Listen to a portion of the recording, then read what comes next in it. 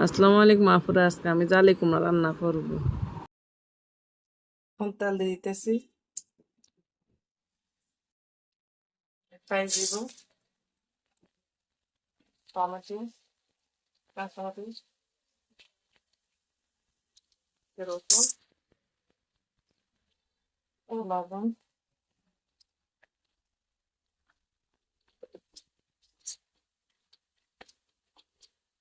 এই যে পাকানো হয়েছে, এখন হলুদ দিয়ে দিব 1 চামচ। এই মাছগুলো দিয়ে দিতেছি।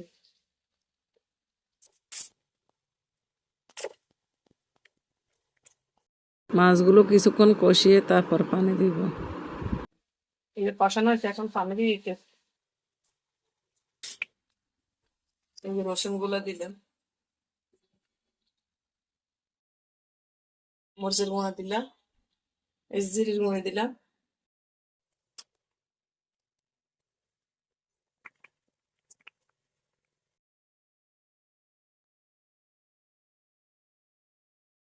মাছগুলো কষানো হয়েছে, এখন উঠে নিতেছি। এই যে এখন এই যে কুমড়াগুলো দিয়ে দিতেছি।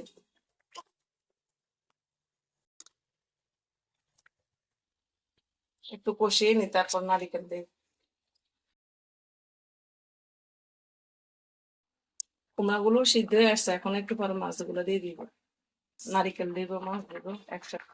এই যে নারিকেল গুলো দিয়ে দিতেছি এখন।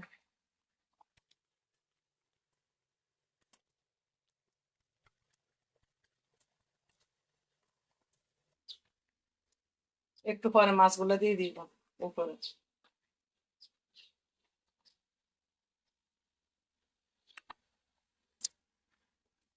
যে এখন মাছগুলা দিয়ে দিতেছে।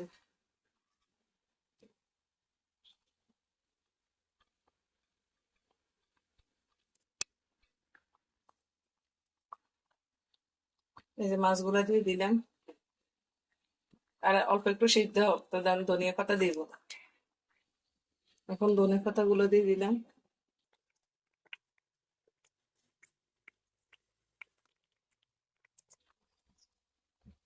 এই দেখছেন খুব সুন্দর হচ্ছে কালারটা।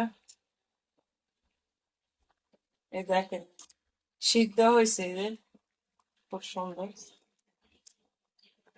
নারকেল দিয়েছেন, কালারটাও খুব সুন্দর হয়েছে।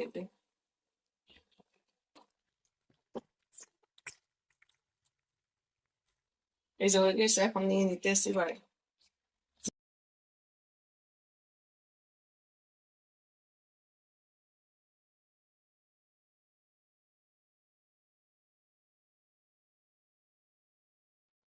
এই যে আপু এভাবে রান্না করবে, দেখছেন কালারটা খুব সুন্দর আসছে। এই যে অল্প কতক্ষণ রান্না শেষ হয়ে গেছে। আজকের জন্য বিদায় নিলাম, আল্লাহ হাফেজ।